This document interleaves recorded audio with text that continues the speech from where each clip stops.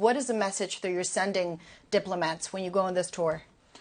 You did not believe in Ukraine, but now you can see that Ukraine will win this war.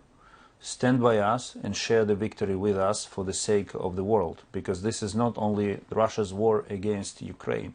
This is the threat that Russia and the challenge that Russia poses to the entire world. We have to stop them here in order for others not to suffer as much as we do. And one of the things that you say, and President Zelensky repeats too, is that when you look at the strategic options right now, the only strategic option that works for Ukraine is winning, is a victory. Nothing else will suffice. When you say we got to win, what does it mean in real terms?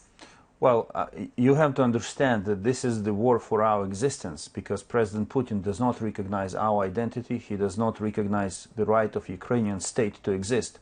This is why we understand that we have no other choice but to win this war, because it's a war for our existence. And winning it means first deoccupying our territories, restoring territorial integrity of Ukraine within its internationally recognized borders.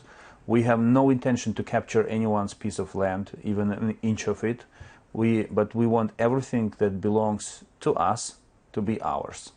And of course, you often hear, and I know this really makes you angry and infuriates Ukrainians, when you hear things like, oh, but they should just accept a ceasefire, or perhaps just give away the Donbass, and this will put an end to it. What is the flaw in that theory, according to you?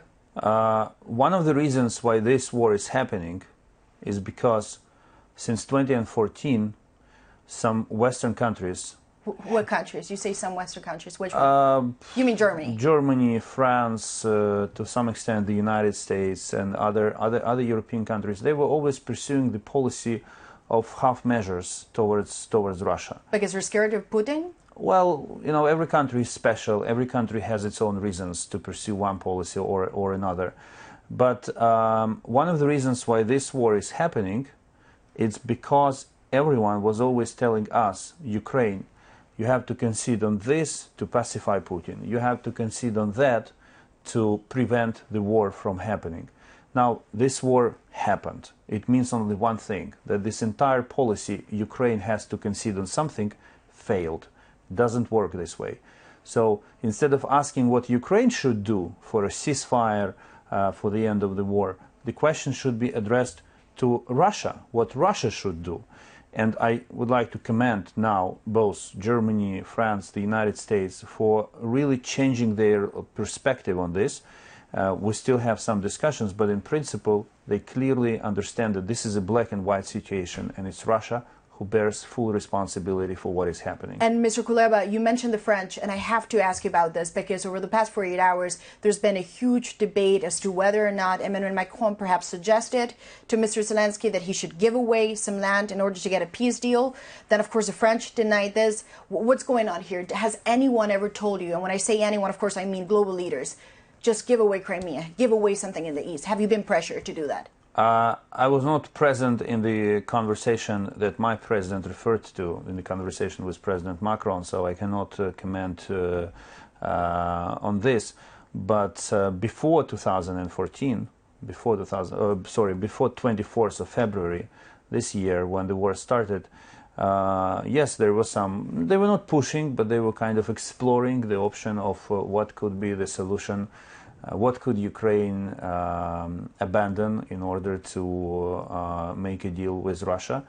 But I want to make it clear, and I think it's everyone who is watching news from Ukraine and sees Russian soldiers committing atrocities, Russian army destroying our cities, it's not Ukraine to blame. This is an unprovoked war.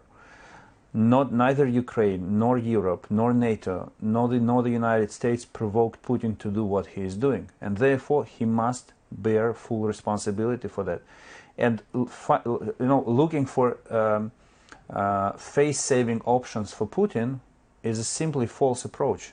Let Putin himself find a face-saving option for him. And sir, I have to ask you, of course, about NATO. Over the weekend, we had Finland, Sweden applying for this. We've heard a lot of people saying, yeah, we welcome them. I'm guessing for you it's a bitter moment because you tried that path to, and you didn't get the welcome you were expecting. I hope, or I wonder, are you disappointed? Are you sad by that? And when it comes to the European Union, which we have here in the background, I mean, is this your best hope now? Is it the EU? You've given up on NATO? I believe Ukraine is the best hope of the European Union, because look how the European Union changed in the last 2.5 months. In the beginning of the war, the perception was that NATO is strong and NATO can act and NATO can deliver. And the only thing EU can do is to express different levels of concern in public statements. And the war proved that everything is completely different. It's NATO that, as alliance, as an institution, can do very little, if anything. Allies, yes, they are very helpful. The coalition of the willing, who represent part of the alliance, they are very helpful. We will never forget how they support us. But NATO, as an alliance, did nothing. EU sanctions, strong political statements, economic support, financing military support to Ukraine. European Union is back on track as a driving force, as someone who shapes the future, who can shape the future of Europe. And it's Ukraine who gave them the chance to demonstrate that they can.